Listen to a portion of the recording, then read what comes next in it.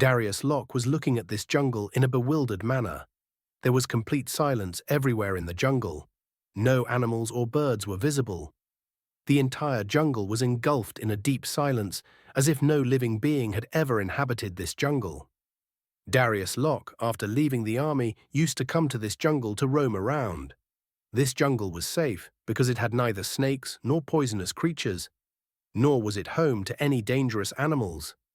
Therefore, Darius Locke never felt afraid while coming here. He would wander around every part of the jungle. In one area of the jungle, there were pleasant trees laden with sweet fruits, so Darius Locke would climb these trees, pick the sweet fruits, and eat them. When he got tired, he would rest under the shade of a dense tree. Darius Locke used to come to this jungle whenever he had looted a sorcerer and taken possession of his treasure. Upon arriving in the jungle, he would take out the stolen treasure, count it, and feel delighted just by looking at it. Today, however, he hadn't looted any sorcerer, but since it had been quite a while since he last saw his treasure, he decided to leave his army behind and rode off into the jungle on his horse. As soon as he reached the jungle, he let his horse roam freely to graze while he ventured deeper into the wilderness. The moment he entered the jungle, he sensed that something was different. There was an unusual silence hanging in the air. An eerie stillness and desolation had settled over the jungle, as if all its inhabitants had left and gone somewhere far away. It's unbelievable. When I used to come to this jungle earlier, there were beautiful rabbits, deer, and various kinds of animals running around, and colorful birds chirping on the trees. But now it feels like the jungle has been cursed, and all the animals and birds have fled, Darius Locke said in an astonished tone, his voice echoing. He had been wandering the jungle for a long time, but he hadn't seen even a tiny jungle mouse or a bird's nest.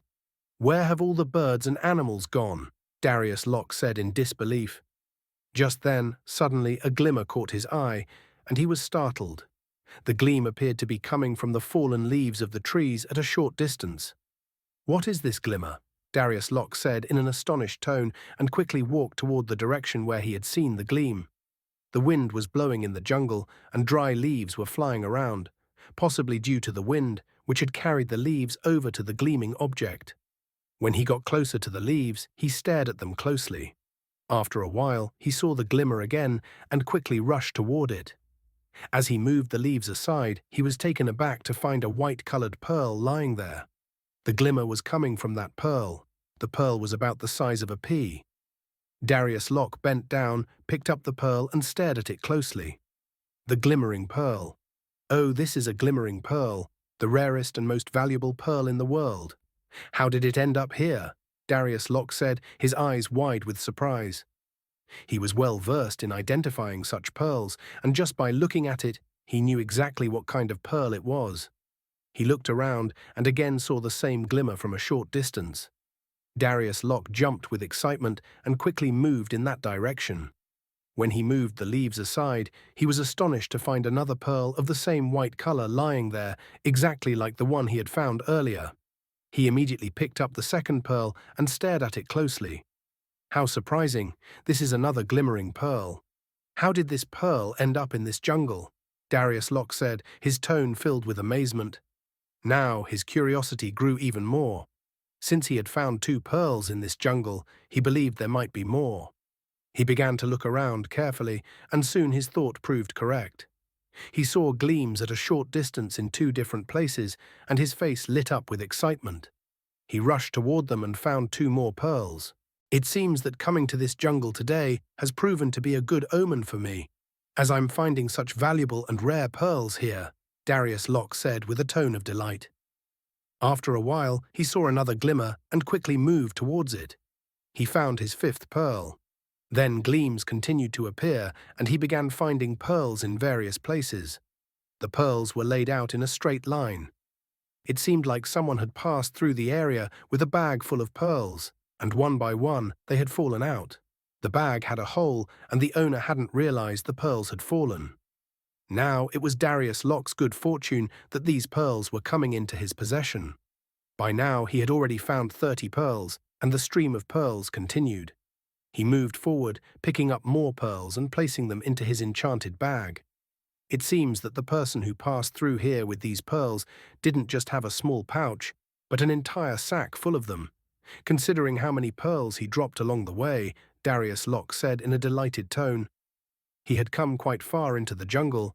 When he found 20 more pearls, he saw an ancient ruin ahead of him. The trail of glimmering pearls was leading straight to the ruin. Now, with every step he took, he found another pearl. The person these pearls belonged to must have come to this ruin. Surely he must have hidden the treasure of these glimmering pearls inside, Darius Locke said. He continued picking up the pearls and soon reached the entrance of the ruin. He had seen this ruin before and had explored it multiple times. It was centuries old, with only a few walls and 1 or 2 rooms intact, along with an underground chamber that remained in relatively good condition. The glimmering pearls were leading him towards the underground chamber of the ruin. Perhaps that person went into the chamber to hide the treasure. I must follow him quickly, Darius Locke said. Without wasting time, he took out the Suleimani cloak from his enchanted bag and draped it over his shoulders. The moment he wore it, he vanished into thin air.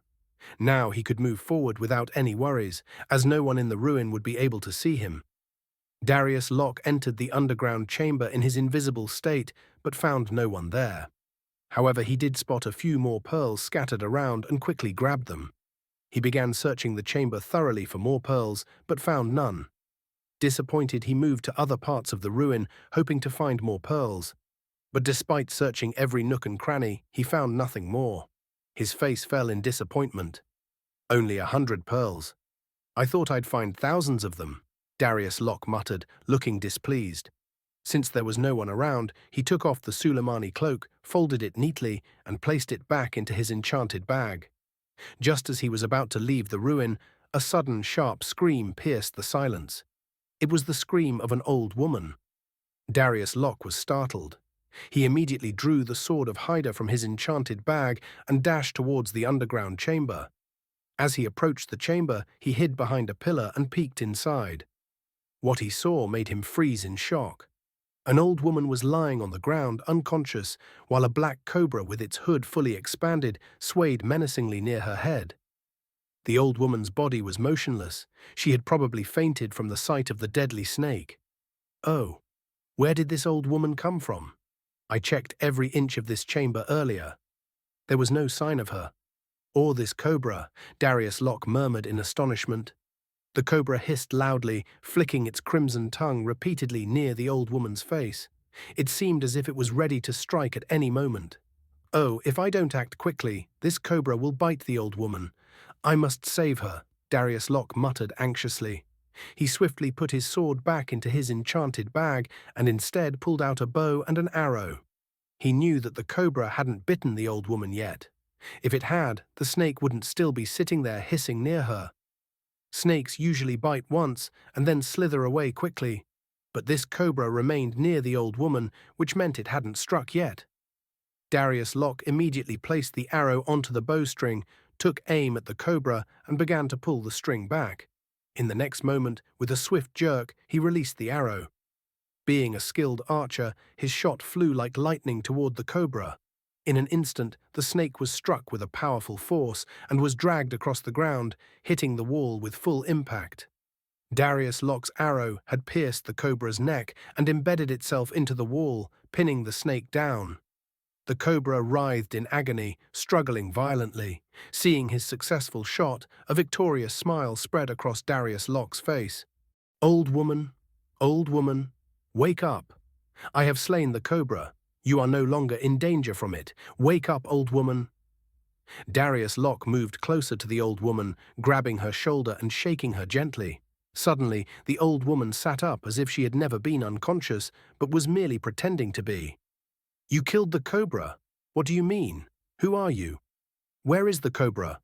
The old woman asked in a panicked voice, looking frantically toward the wall behind her. The moment her eyes landed on it, a scream escaped her lips. You killed my son. You killed my son. The old woman screamed, rushing toward the wall where Darius's arrow was still embedded. Darius was stunned to see her sudden reaction, and when she darted toward the wall, his eyes followed hers to the spot where he had shot the black cobra. In the very next moment, Darius was utterly shaken, feeling as if the snake had come alive and attacked him. But instead of the cobra, lying against the wall was a young man, his neck pierced by Darius's arrow. A pool of blood had formed around him, and the arrow had gone through his throat, embedding itself into the wall behind. Seeing a human instead of the snake left Darius utterly speechless. What? What? What do you mean? I shot a dangerous cobra, then how did it turn into a human? Darius stammered in shock. He got up and quickly approached the young man's lifeless body. The old woman had also reached the corpse, staring at it with wide, stunned eyes. She looked as though she had turned to stone, unable to believe what she was seeing. Her eyes were wide open, and her mouth hung slightly ajar in disbelief. Darius was also feeling dizzy with shock. He reached out and touched the young man's body, and the realization that he was indeed dead made him even more alarmed. The young man was wearing luxurious clothing, and beside him lay a small pouch, slightly torn, from which a brilliant light was seeping out. It seemed that the pouch contained the same glowing white pearls that Darius had found earlier in the jungle. The tear in the pouch suggested that the young man had been wandering through the jungle, unknowingly dropping the pearls one by one. He's dead. But how is this possible? I shot a cobra to save you. How did it turn into a human? Darius said in a bewildered voice. Magan, my son, Magan. The old woman's trembling voice suddenly broke the silence, and then she let out a piercing cry, shouting her son's name, and she fell onto his lifeless body. Magan, my son Magan, wake up! What happened to you? Wake up, my son, Magan, Magan!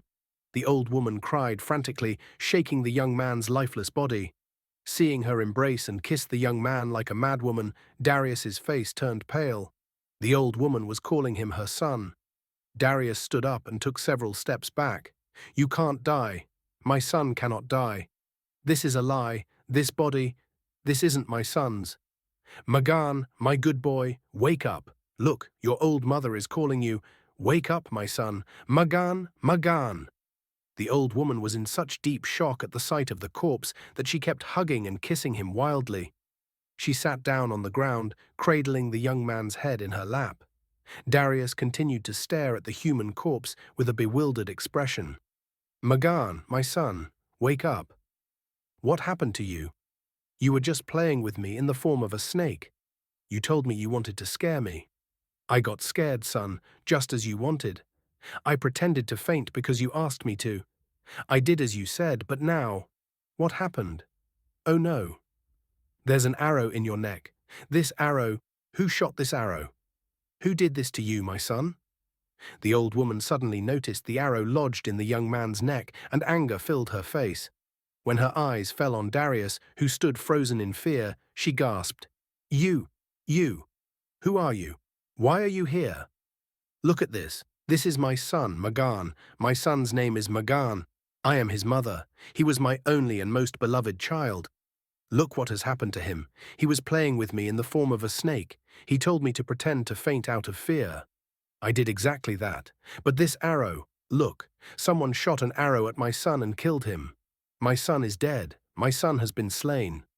What should I do? Where should I go? How can I bring him back to life? Oh no, how will I live without him? The old woman spoke in a crazed tone, and listening to her words made Darius feel like ants were crawling inside his brain. The old woman embraced her son's lifeless body tightly and then burst into loud, uncontrollable sobs. So, this was the old woman's son, and he could shapeshift. He deliberately turned into a snake to play with his mother. Oh no. What have I done? I thought the snake was trying to harm the old woman, which is why I shot it with my arrow. He wasn't a real snake. Oh no, I've killed an innocent man. What a terrible mistake I've made. What have I done? Darius muttered anxiously, realizing his grave mistake. Suddenly, the old woman stopped crying, fell silent, and slowly turned her head toward him. What did you say? You shot my son. The old woman glared at him and screamed in a furious voice. Yes. No, I... Seeing the old woman's anger, Darius Locke stammered nervously. You shot my son. You shot an arrow at him. I heard what you said. You are guilty. You are my son's murderer. You killed my son. You are a criminal, a murderer, the old woman screamed. Darius Locke, panicked, stepped back and leaned against the wall. No, I am not guilty. I am not a murderer. I didn't kill your son on purpose. I was only trying to help you. He stammered nervously. You are a murderer, a criminal. You deliberately killed my son. You are guilty. You are guilty. The old woman shouted angrily. She lifted her son's head from her lap and placed it on the floor. Then, in a terrifying manner, she stood up. As soon as she stood, she advanced rapidly toward Darius Locke. Her face was red with grief and anger, and her eyes were blazing with fury. You killed my son. You are guilty. You are a murderer. Tell me, why did you kill my son? Tell me now. Quickly, the old woman roared furiously. Seeing her terrifying face, Darius Locke felt his blood freeze in his veins. I, he stuttered in a trembling voice. Tell me quickly. Who are you, and why did you kill my son? Speak up now, the old woman demanded. Before Darius Locke could understand anything, the old woman suddenly began slapping his face in rage. She was an old woman, but her hands were so heavy that with each slap, Darius Locke felt his cheeks burning and tearing apart. Stop! Don't hit me! Stop! Listen to me! Darius Locke screamed desperately. No, I will not stop. I will not let you live. I will break your bones. You are cruel, merciless, and brutal. You killed my innocent son. How can I forgive my son's murderer? I will kill you. The old woman screamed with a voice full of rage. Her hands struck him once again. Darius Locke, seeing no other way, dodged her and quickly moved past her side, creating some distance. Stop! Where are you going? You cannot escape from me. You murdered my son. I will not let you escape alive. You must pay for my son's blood. In return, you must also die. You cannot escape from here alive, the old woman shouted. She suddenly stretched both hands toward Darius Locke. In that moment, Darius Locke felt a powerful jolt and was thrown to the ground on his back. Before he could get up, iron chains appeared from all directions and began to coil around his body like snakes. Oh no! What is happening? These chains, Darius Locke said in a panicked voice. Before he could do anything, his body was tightly bound in chains. Seeing him trapped, the old woman walked swiftly toward him. Her face was filled with rage, and her eyes were blazing with fire. As soon as she reached Darius Locke, she waved her hand in the air, and suddenly a gleaming sword appeared in her hand. You shot an arrow into my son's neck and killed him. I will cut your throat with this sword. I will take revenge for my son's death. Death for death, the old woman roared. She raised the sword high, and in the next moment, the sword came down swiftly. And from Darius Locke's throat came a horrifying and heart-wrenching scream.